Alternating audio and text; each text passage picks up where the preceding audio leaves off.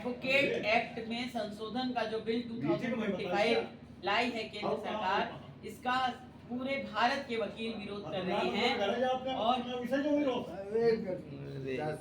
और इसमें जो है आप समझिए कि वैसे तो हम लोग ये चाहते हैं कि ये 98 पेज का जो है ये अमेंडमेंट बिल है 2025, ये पूरा का पूरा ही जो है निरस्त हो, लेकिन जो मेन मुद्दे हैं जिनको आप पूछना चाहते हैं कि जिनकी वजह से पूरे भारत के 15 लाख वकील सड़कों पे उतरे हुए हैं, उसमें मेन मुद्दे जो मैं आपको कुछ मोटे मोटे बताती हूँ।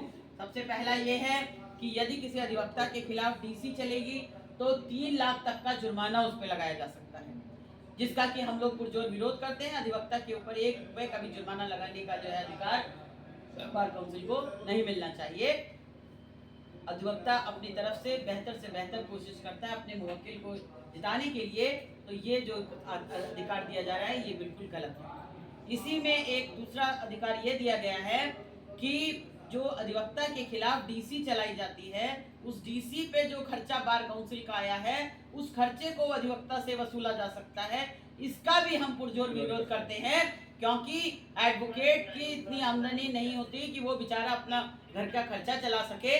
वो अगर डीसी में जो है पैसा देगा 3 लाख जुर्माने के रूप का और डीसी चलाने के खर्चे के रूप में, तो उसका तो जमीन जायदाद सब बिक जाएगी। तो इसलिए हम इसका बिल्कुल विरोध करते हैं। ये दोनों बातें बिल्कुल जो है तुरंत सिरे से खारिज करते हैं। अगर केंद्र सरकार वापस ना ले इस बिल को, हाँ, तो देखिए केंद्र सरकार को ये बिल हर हालत में वापस लेना पड़ेगा।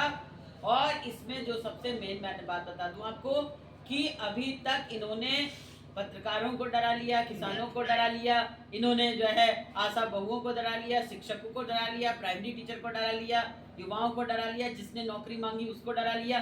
सबको ये डराते आए और सबका जो है करते रहे। लेकिन अब ये है अधिवक्ताओं से जब इनका पाला पड़ा है, तो अधिवक्ताओं ने लड़ के अंग्रेजों को जो है भगा दिया था हिंदुस्तान से। तो ये बिल तो हर हालत में एडवोकेट हटा के ही निरस्त करवा के ही छोड़ेंगे।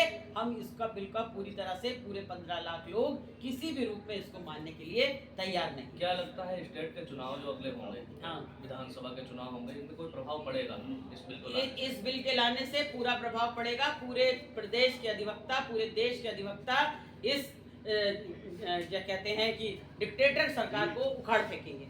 आप बार काउंसिल मेंबर की प्रत्याशी हैं, हाँ, उसमें आप अधिवक्ताओं के हित में क्या काम करेंगे? अधिवक्ताओं के हित में मैंने 5 अपने एजेंडे बनाए हैं।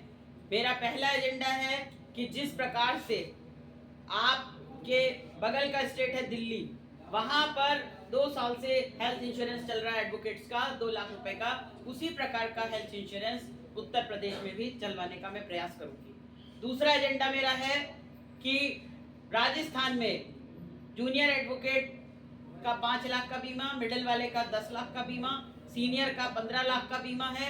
उसी तरीके से मैं चाहती हूँ कि इस तरीके का भेदभाव तो यहाँ ना हो, सभी अधिवक्ताओं का बढ़ा करके 10 लाख कर दिया जाए। जब ये मैं 2015 में बार काउंसिल की वाइस चेयरमैन बनी थी, तो बहुत भाग दौड़ करके अधिवक्ताओं की बीमा योजना लागू करवाई थी। आपके मंच के माध्यम से सरकार से ये पूछना चाहती हूँ कि क्या जो चीज 2015 में 5 लाख में आती थी, क्या वो चीज 2025 में भी 5 लाख की मिल जाएगी? इनको खुद से ही हमारा बीमे का पैसा बढ़ाना चाहिए था, या हमारे ये 25 जो बार काउंसिल के मेंबर हैं, इनको डिमांड करनी चाहिए थी कि बीमे की राशि जिस तरह से महंगाई बढ़ रही है, उसी तरह से धीरे धीरे करके ये बीमे की राशि बढ़ाई जाए। तो इसके साथ राजस्थान में अधिवक्ताओं का टोल टैक्स माफ है, मैं चाहती हूँ कि यूपी में भी माफ हो।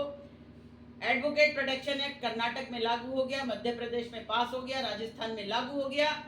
मैं अगर बार काउंसिल की मेंबर बनती हूँ तो मैं अधिवक्ताओं से ये प्रॉमिस करती हूँ कि आपके यहाँ भी हर हालत में एडवोकेट प्रोटेक्शन एक्ट लागू कराने का पुरजोर प्रयास करूंगी। ये मेरे 5 एजेंडे हैं और मैं लिखित में एजेंडे जो है एडवोकेट्स के बीच में बांट रही हूँ। मेरे जो विजिटिंग कार्ड है उसके पीछे मेरा एजेंडा लिखा है।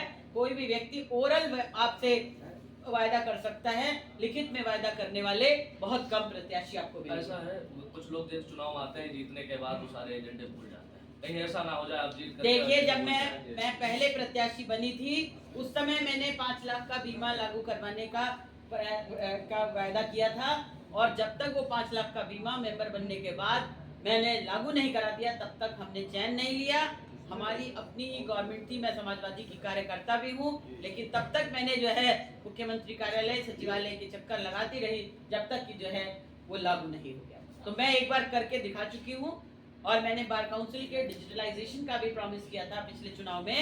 तो मेरे ही प्रयासों से वहाँ पे जो है आपका जो है बार काउंसिल की वेबसाइट बनी है, जो आज अधिवक्ताओं को ये सुविधा है कि वो घर बैठे कोई भी फार्म निकाल सकते हैं, प्रिंट आउट ले सकते हैं। मुझसे पहले किसी ने भी इस बारे में नहीं सोचा, और फार्म लेने के लिए लोग 100-100 किलोमीटर 200 किलोमीटर जाया करते थे। तो ऐसा नहीं है कि बार काउंसिल के में मेंबर बनने के बाद मैंने अधिवक्ता हित पे काम नहीं किया। तो हमारे साथ मौजूद थे बार काउंसिल मेंबर की प्रत्याशी श्री यादव, मधुलिका यादव। श्रीमती मधुलिका यादव जी। अब एक इनका कहना है कि मैं एडवोकेट्स बिल के विरोध में लगातार सड़क पर रहूंगी और अधिवक्ता हित के जो 5 एजेंडे बताए हैं उन पर खरा उतरने की पूरी कोशिश करूंगी।